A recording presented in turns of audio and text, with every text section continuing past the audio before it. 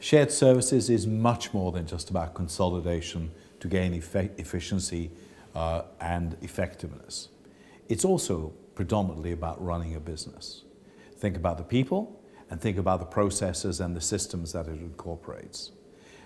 I can tell you right from day one that if you and I were to go into a shared services center or even start up a shared services, you and I could sit together and within a matter of 2 weeks to 4 weeks, we could have the ideal system designed for your company. We could put the ideal processes in place. There is not a single thing, particularly if you look across the complex structures across the whole of Europe, there's not a single question that has not already been answered when it comes to setting up a shared services center. So the principles are all very straightforward and simple enough. Nothing to be gained here that could not be done over 2 to 4 weeks. The real problem in shared services is people. It's the people that are no longer required because you require less people to run your shared services. And it is the changes in behavior and attitudes that comes from delivering shared services at a cost, quality and timeliness that's more competitive compared to alternatives. In other words, running a business. Running a business is not really a part of your mindset when you're sitting there in accounts payable and processing transactions. You don't think of it, we're here because we're an important part of the company, and indeed you are, or were. Today, however, we're thinking about running a business. And that has a different attitude to it. And the primary attitude is making sure you keep your customers. Businesses tend not to be very useful without customers. They tend not to be very sustainable. The same thing applies to shared services. If we look at the failures over the last few years, and there have been many, the failures have occurred because shared services has failed to treat the people it services as its customers. So how do you set up true client relationships? Well, first of all, deliver products that people need and value and are willing to pay for at a cost and quality that's competitive with alternatives. Okay? So how do you define your products? Where's your product manager?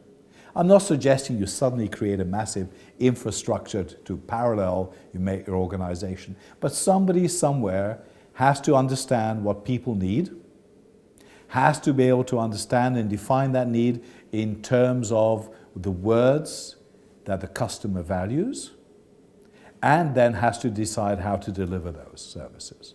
Okay? That's all part of the shared services story. Has to be done cost effectively, of course. But it's not enough. It also, people need to understand what it is they're getting. I can tell you, I've gone into situations where I've gone with some head of shared services who's gone to a customer and said, well, you know, now you're going to buy this particular service from us, and we are going to sell that to you as your supplier. This is what it's going to cost you. Guess what the other person said? Well, of course, it would say it's too expensive, but actually it didn't cost you anything before. Well, you need your head testing, don't you, as a business person, to think that something you got before was for free and now you're having to pay for it. The reality is, even before you start your shared service center, might be a good idea to find out what it actually costs today to deliver those same services. So you can then go back and say, now it's going to cost you $110, that particular service in the old days when you didn't even see what it cost, because it was hidden somewhere, was costing $150. So today, whether you accept that or not, you are getting the service at a lower cost than you got it before. And by the way, the quality is just as good because we actually care about whether you want to have that particular service or not. And by the way, if you don't need that particular service, we're not going to provide it. It's not only about delivering service that people need and value, but not delivering those that people don't want is an important part of the whole sequence. Wonderful examples of this aren't there, particularly in things like HR shared services, where HR knows best. And we've always wanted training in that particular area. Therefore, we'll put that training right across the whole company. Does the whole company need it? Does it value it? Are the business people prepared to pay? We don't care because we know what's best in HR. Well, that is no longer acceptable within a shared services context. There is another side to it, of course, and it isn't just about giving the customer what he wants. It's also about making sure that you can deliver that at a cost and quality that's competitive. So it often means not doing some things. You know, when you ring up Dell, and remember Dell's business model is we'll give you these very basic things and we'll give it to you at the best possible price, right? What happens if you want another printer other than the one that's in the Dell catalog? You ring up Dell and you say, Dell, very nice, I love those printers in your catalog, but what I really want is a squiggly jig Zima, where they say, well, I'm sorry, but we don't do squiggly Zimas. I'm sorry, we're not prepared to sell you that. Please go somewhere else, okay? And why? It's because it keeps Dell's business model intact.